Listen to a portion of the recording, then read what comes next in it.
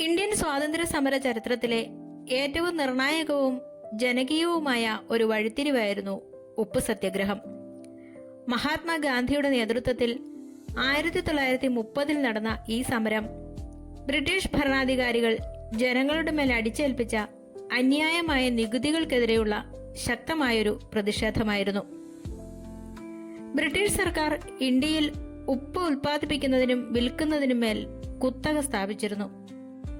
കൂടാതെ പാവപ്പെട്ടവരും ധനികരുമടക്കം എല്ലാവരും നിത്യജീവിതത്തിൽ ഉപയോഗിക്കുന്ന അവശ്യ വസ്തുവായ ഉപ്പിന്മേൽ വലിയൊരു നികുതിയും അവർ ചുമത്തി. പ്രകൃതിദത്തമായി ലഭിക്കുന്ന ഉപ്പ് സ്വന്തമായി ഉണ്ടാക്കുന്നത് നിയമവിരുദ്ധമാക്കി. സാധാരണക്കാരെ നേരിട്ട് ബാധിക്കുന്ന ഈ വിഷയം ഉയർത്തിക്കാട്ടിയാൽ ജാതി മത വർഗ ഭേദമന്യേ രാജ്യത്തെ മുഴുവൻ ജനങ്ങളെയും ബ്രിട്ടീഷുകാർക്കെതിരെ ഒന്നിപ്പിക്കാൻ കഴിയുമെന്ന് ഗാന്ധിജി തിരിച്ചറിഞ്ഞു.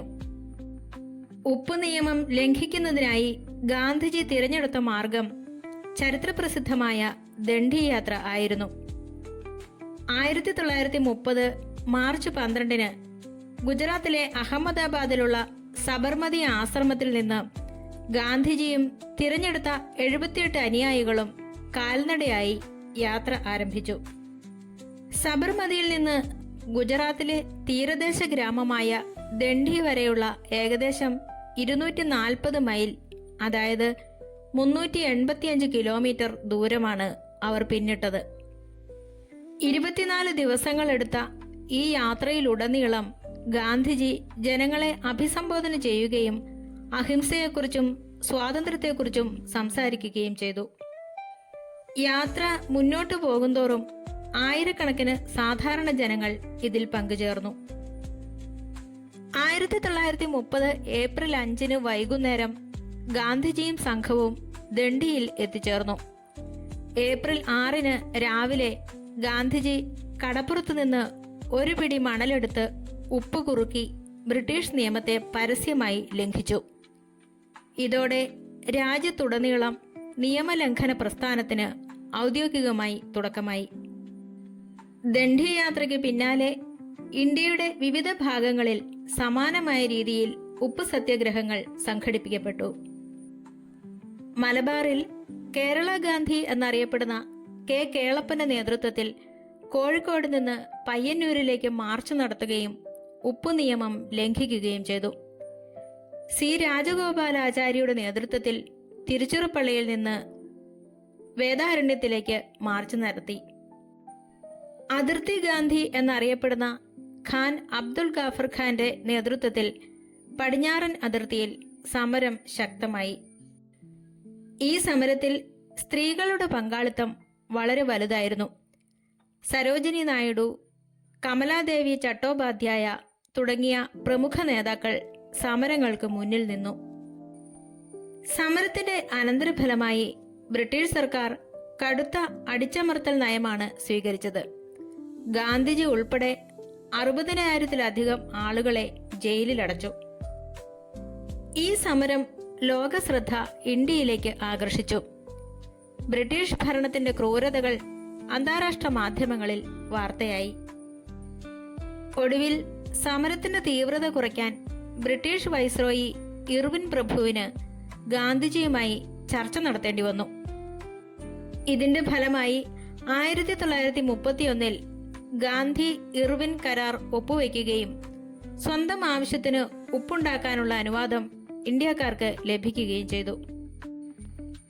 ദേശീയ തലത്തിൽ മഹാത്മാഗാന്ധി ദണ്ഡി യാത്ര ആരംഭിച്ചപ്പോൾ അതിന് ഐക്യദാർഢ്യം പ്രഖ്യാപിച്ച് കേരളത്തിൽ നടന്ന ഏറ്റവും പ്രധാനപ്പെട്ട സമരമായിരുന്നു പയ്യന്നൂർ ഉപ്പ് സത്യാഗ്രഹം. കേരളത്തിന്റെ സ്വാതന്ത്ര്യ സമര ചരിത്രത്തിൽ ഈ സമരത്തിന് സവിശേഷമായ സ്ഥാനമുണ്ട്. കേരളത്തിൽ ഉപ്പ് സത്യാഗ്രഹം നടത്താൻ KPCC തീരുമാനിച്ചപ്പോൾ പയ്യന്നൂർ തിരഞ്ഞെടുക്കാൻ പ്രധാന കാരണം അവിടുത്തെ ഭൂമിശാസ്ത്രപരമായ പ്രത്യേകതയാണ്. ഉപ്പ് ഉൽപ്പാദിപ്പിക്കാൻ അനുയോജ്യമായ കായലോരങ്ങളും കടൽ തീരവും പയ്യന്നൂരിലെ ഉളിയത്ത് കടവിൽ ഉണ്ടായിരുന്നു. കൂടാതെ അക്കാലത്ത് ദേശീയ പ്രസ്ഥാനങ്ങൾക്ക് വലിയ പിന്തുണയുള്ള പ്രദേശം കൂടിയായിരുന്നു ഇത്. 1930 ഏപ്രിൽ 13 കേരള ഗാന്ധി കെ കേളപ്പന്റെ നേതൃത്വത്തിൽ 32 സത്യാഗ്രഹികൾ കോഴിക്കോട് തളയിൽ നിന്ന് പയ്യന്നൂരിലേക്ക് കാൽനടയാത്ര ആരംഭിച്ചു.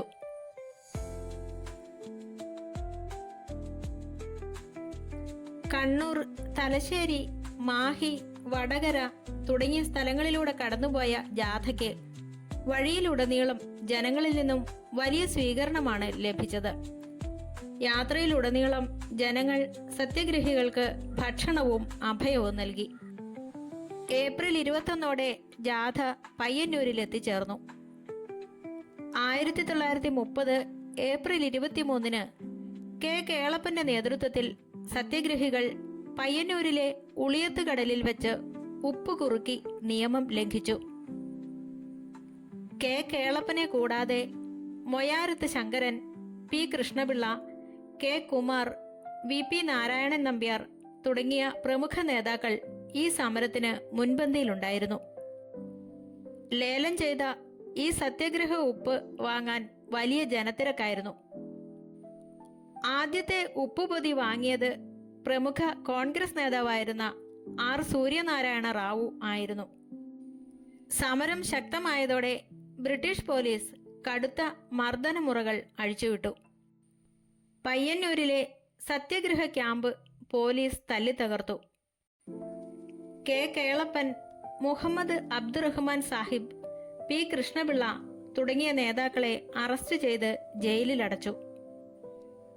സമരപന്തലിൽ ദേശീയ പതാക സംരക്ഷിക്കാൻ വേണ്ടി പി കൃഷ്ണപിള്ള പോലീസിന്റെ ക്രൂരമായ ലാത്തിചാർജ് നേരിട്ടത് കേരള ചരിത്രത്തിലെ വീരസ്മരണയാണ്. പയ്യന്നൂർ ഉപ്പ് സത്യാഗ്രഹം മലബാറിലെ ജനങ്ങളിൽ വലിയൊരു രാഷ്ട്രീയ ഉണർവുണ്ടാക്കി. വരേണ്യവർഗത്തിൻ്റെത് മാത്രമല്ല, സാധാരണക്കാരുടെയും കർഷകരുടെയും തൊഴിലാളികളുടെയും പ്രസ്ഥാനമായി കോൺഗ്രസിനെ മാറ്റാൻ ഈ സമരം സഹായിച്ചു. ഈ സമരത്തിന്റെ വിജയത്തെ തുടർന്ന് പയ്യന്നൂർ കേരളത്തിന്റെ ദണ്ഡി എന്ന പേരിൽ അറിയപ്പെടാൻ തുടങ്ങി. ഗാന്ധി ഇർവിൻ കരാർ എന്നത് ഇന്ത്യൻ സ്വാതന്ത്ര്യ സമര ചരിത്രത്തിലെ ഏറ്റവും പ്രധാനപ്പെട്ട ഒരു രാഷ്ട്രീയ ഒത്തുതീർപ്പാണ്. ഉപ്പ് സത്യാഗ്രഹത്തെയും നിയമലംഘന പ്രസ്ഥാനത്തെയും തുടർന്ന് രാജ്യമൊട്ടാകെ ബ്രിട്ടീഷ് ഭരണത്തിനെതിരെ തിരിഞ്ഞ പശ്ചാത്തലത്തിലാണ് ഈ കരാർ ഒപ്പുവയ്ക്കപ്പെടുന്നത്. 1931 മാർച്ച് 5 ലണ്ടനിൽ വെച്ച് നടക്കാനിരുന്ന രണ്ടാം വട്ടമേശ സമ്മേളനത്തിന് മുന്നോടിയായി അന്നത്തെ ഇന്ത്യയുടെ വൈസ്രോയി ആയിരുന്ന ഇർവിൻ പ്രഭുവും മഹാത്മാഗാന്ധിയും തമ്മിൽ ഡൽഹിയിൽ വെച്ച് നടത്തിയ ചർച്ചകളുടെ ഫലമായാണ് ഈ കരാർ ഉണ്ടായത്. അതിനാൽ ഇത് ഡൽഹി കരാർ എന്നും അറിയപ്പെടുന്നു.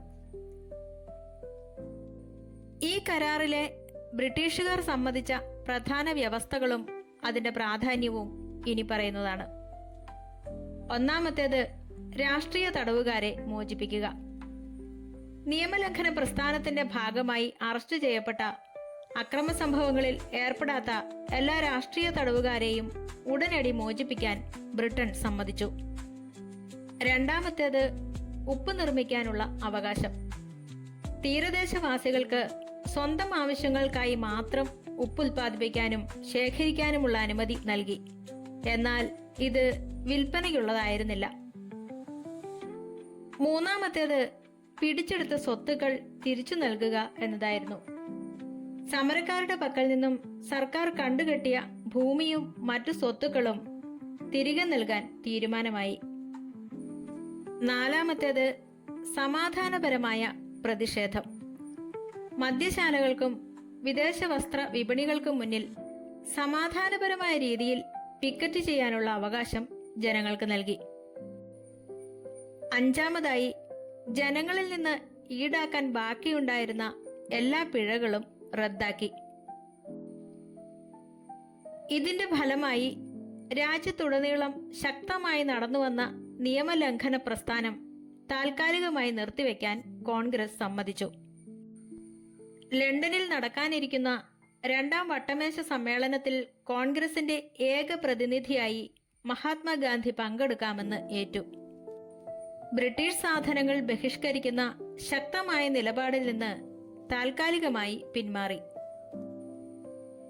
ഈ കരാർ ഇന്ത്യൻ ജനതയ്ക്കിടയിൽ, പ്രത്യേകിച്ച് യുവാക്കൾക്കിടയിൽ വലിയ അതൃപ്തി ഉണ്ടാക്കിയിരുന്നു.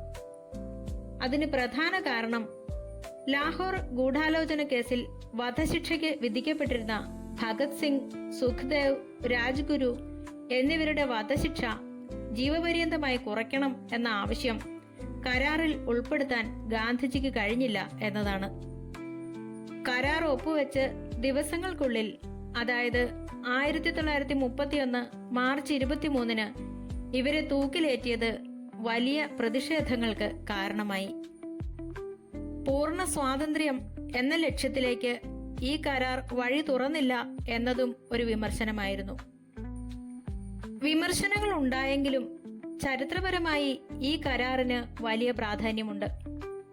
അതുവരെ ഇന്ത്യൻ ജനതയെ വെറും പ്രജകളായി മാത്രം കണ്ടിരുന്ന ബ്രിട്ടീഷ് സാമ്രാജ്യത്വം ചരിത്രത്തിൽ ആദ്യമായി ഒരു ഇന്ത്യൻ നേതാവിനെ, അതായത് ഗാന്ധിജിയെ, തങ്ങൾക്ക് തുല്യനായ ഒരു വ്യക്തിയായി ഇരുത്തി ചർച്ച നടത്തി എന്നത് വലിയൊരു രാഷ്ട്രീയ വിജയമായിരുന്നു. ഇത് ഇന്ത്യൻ നാഷണൽ കോൺഗ്രസിന്റെ പദവി അന്താരാഷ്ട്ര തലത്തിൽ ഉയർത്തി.